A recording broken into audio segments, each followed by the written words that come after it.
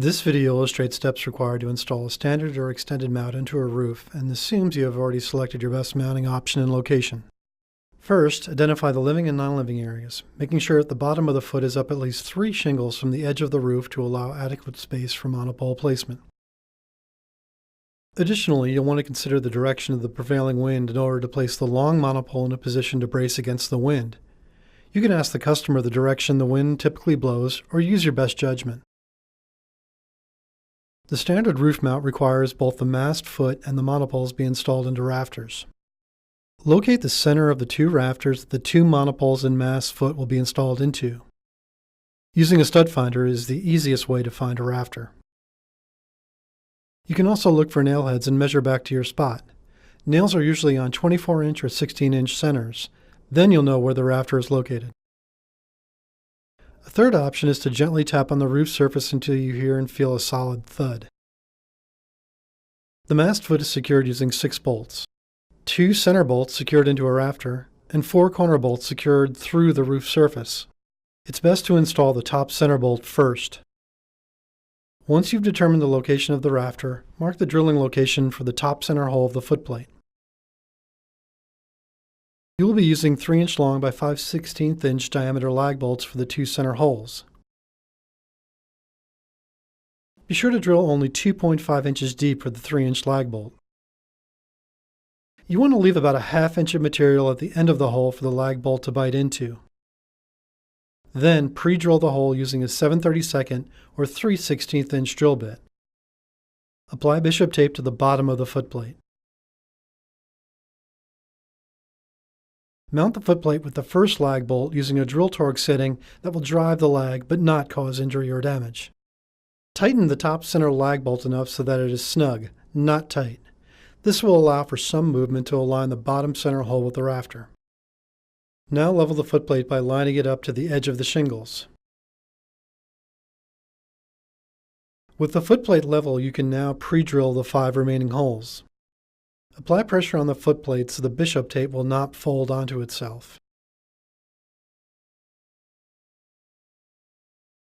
Install the remaining 3-inch bolt in the bottom center hole.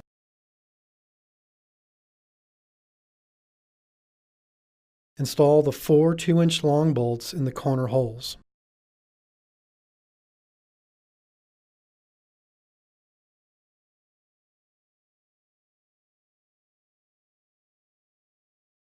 Next, fully tighten the remaining lag bolts, including the top center bolt, using a 1/2 inch socket and ratchet.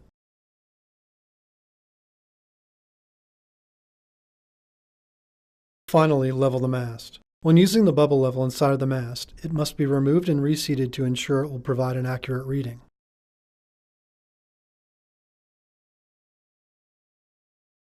Then verify mast is level and plumb using a magnetic torpedo level. Fully tighten all 4 of the mast lockdown bolts. Then double-check to verify mast is level and plumb. For roof mounting using the standard and extended mast, 2 monopoles are required, 1 forward-facing monopole and 1 side-facing monopole. The extended mount is approximately 1 foot taller than the standard mount and requires 2 long monopoles to provide adequate support. The first step is to make sure the pipe clamps are loose enough so they will slide over the mast. Next, slide the clamp of the short or forward-facing monopole over the mast.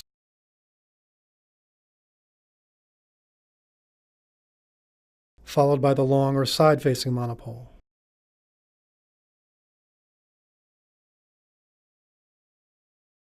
Locate the center of the stud that the long or side-facing monopole footplate will be mounting into using a stud finder, measuring, or the tapping method. Swing the long or side-facing monopole over the mast so that the footplate is over the rafter, and mark where to drill for the 2 3-inch bolts into the rafter.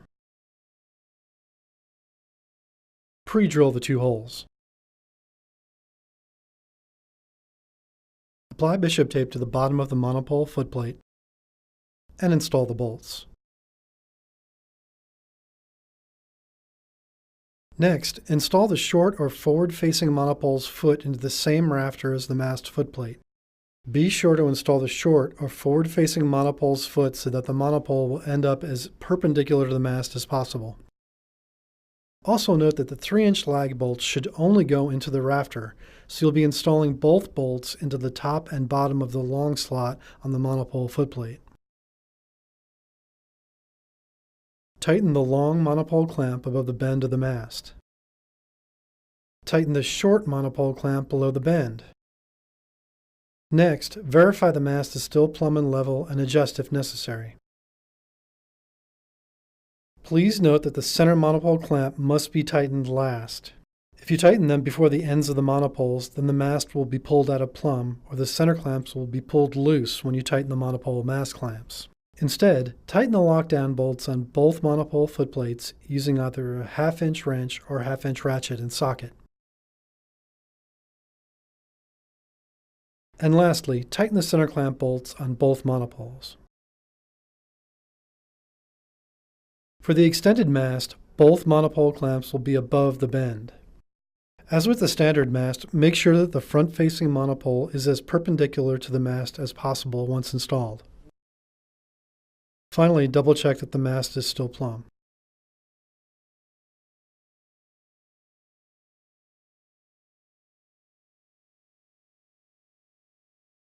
For more information, search the doc keyword ODU mounting.